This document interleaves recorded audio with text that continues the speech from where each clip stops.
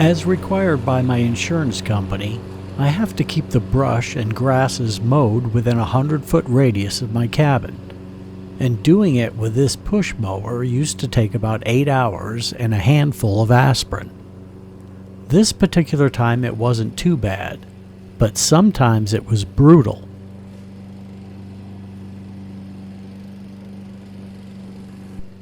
I'd finally had enough of wearing out my joints, so I got a great deal and bought this. But now I needed a place to put it, because as I mentioned a couple episodes ago, I filled up this little 8x8 shed really quick and wished I'd just built a bigger one in the first place. Now I consider myself pretty darn organized, but for some reason I can't find the video footage of when I built the tractor shed, so I must not be as organized as I think I am. I do have some photographs, so we'll just go with those for now and get back to the video a little later. This will be another 8x8 shed attached to the left side of the existing tool shed, so I'll only have to build 3 sides, and the roof will be sloped down towards the back.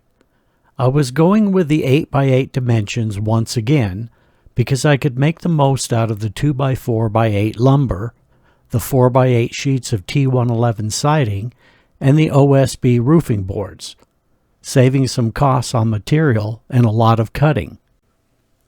The difference between the tool shed and this tractor shed is it would be built right at ground level and not up on posts, so I wouldn't have to drive the tractor up on ramps to get it inside.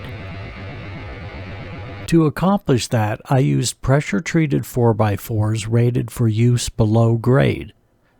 Then I used a tar-like roofing coating on the bottom 3 feet of each post and buried them about 24 inches directly in the ground on a base of gravel. I didn't use any concrete. Then I framed the shed with 2x4s, keeping the framing somewhat floating above the ground.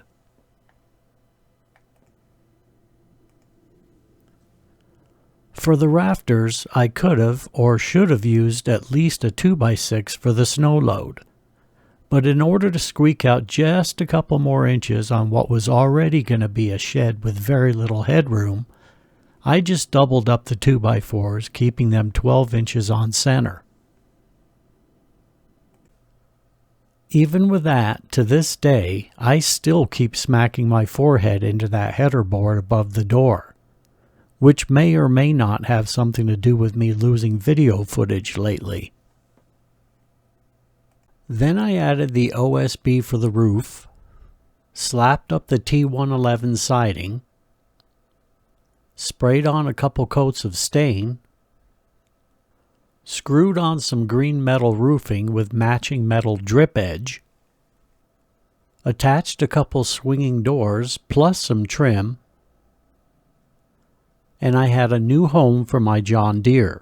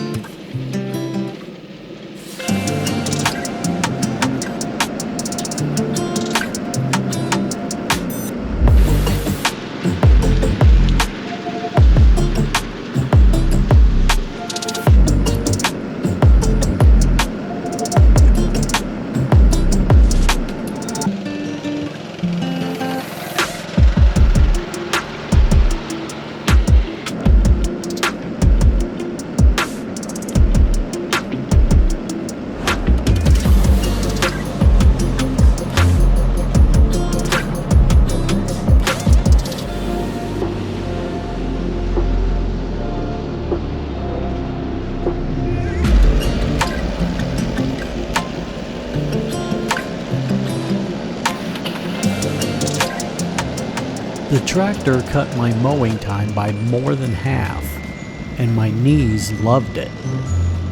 Now I was ready to move on to my next project, how to clean up this wood pile. And I had a great idea. Another shed, a woodshed. Besides, these sheds were looking a little lopsided.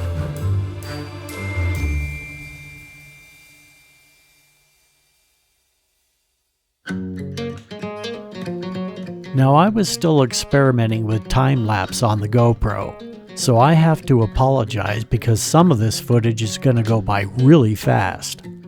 I eventually got better at it, about a year or two later.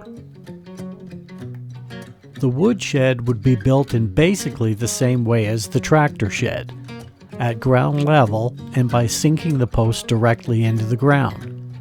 But my plan was to leave the whole front of the shed open with no doors.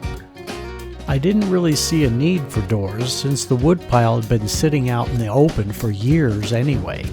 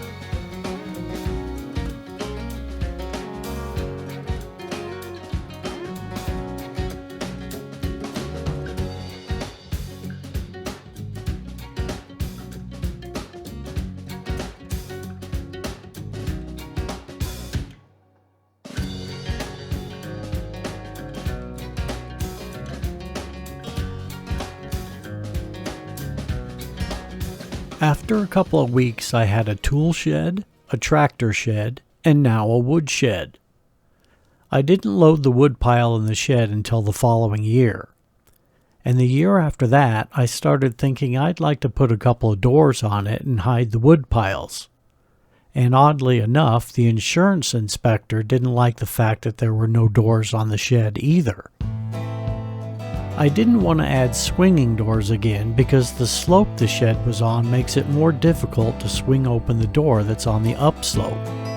So I decided to build some sliding barn doors this time so they could just roll open and not be in the way.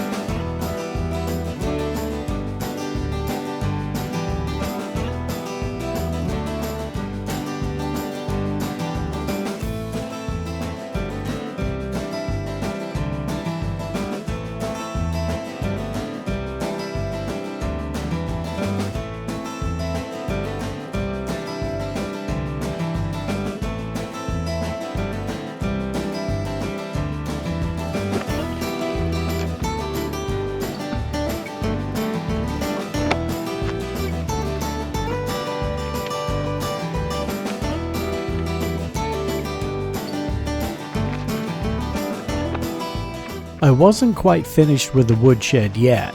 I wanted to build dividers to keep the kindling separated from the medium and large size firewood.